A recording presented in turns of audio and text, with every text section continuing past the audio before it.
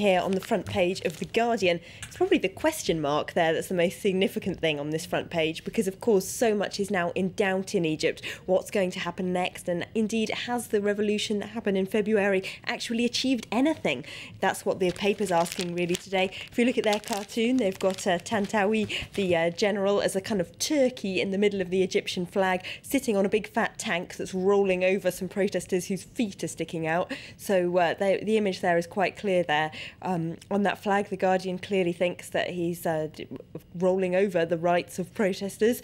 Now, if we have a look at their analysis, they remind us that actually back in February, the protesters in the streets were chanting "the army and the people are one." So how did we get from there to here? Now, they reckon that the army actually had a huge amount of credibility and support with the Egyptian street, and in order to wear that out, they really have had to behave extremely badly. Of course, there's 13,000 political prisoners put away over the last few months, they point out, and now they've just run out of credibility. I suppose the other big question, to go with your question mark, is what next? What are the analysts predicting?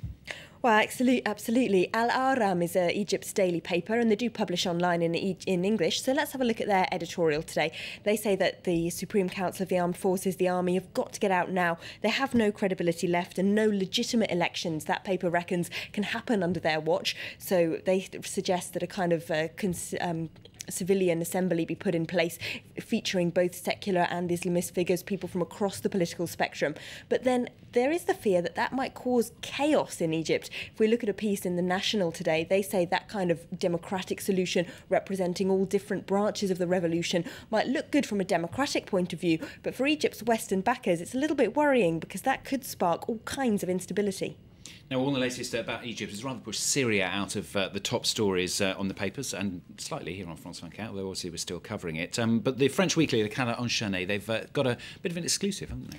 Yes. Now, according to this, the British and French intelligence and NATO is already preparing an intervention in Syria. Of course, that's really strongly denied officially by all those countries, but they say that British and French intelligence have been meeting with Syrian dissidents in Turkey and Lebanon, that they've been helping them acquire weapons, and that Turkey has a plan already to create a no-fly zone over Syria and buffer zones inside that country. Okay. Elections due next week, this time in Congo.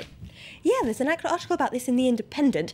The headline is that the president gets £3.5 billion from the Congolese. Now, that country is, of course, known for being one of the most conflict-ridden in the world and one of the worst places to be a woman, famously. But The Independent also reports that by selling mining companies to offshore, non-existent, really, entities in the British Virgin Islands, current President Joseph Kabila has also made himself £3.5 billion, and they say he's intimidating opponents in the run-up to that election. So there's not much hope next week's election will be free and fair, they say. And finally, a bit of culture for you and a literary prize. Elena's going to say a rude word, aren't you, Elena? Am I? Yeah. SEX, I've seen it. It's written on your script. Thrusting its way deep into the newspapers. Stuart, the shortlist was unzipped last night.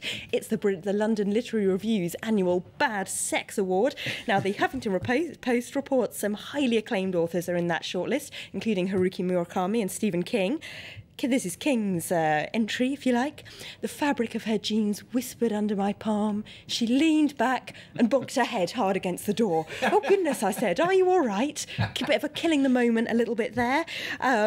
And we've got one quote in there from The Affair by Lee Child, who says the passion is such that the room began to shake like a constant tremor, like the edge of a distant earthquake, which is a bit terrifying, really, isn't it? Now, the Literary Review reminds us that the award is to draw attention to the crude, shallow and perfunctory use of sexual description and discourage it. And we can only hope, really, that some of those authors' editors have discouraged it a bit sooner. We can but hope. Has that ever happened to you? I don't mean you, Elena, I mean you, the viewer.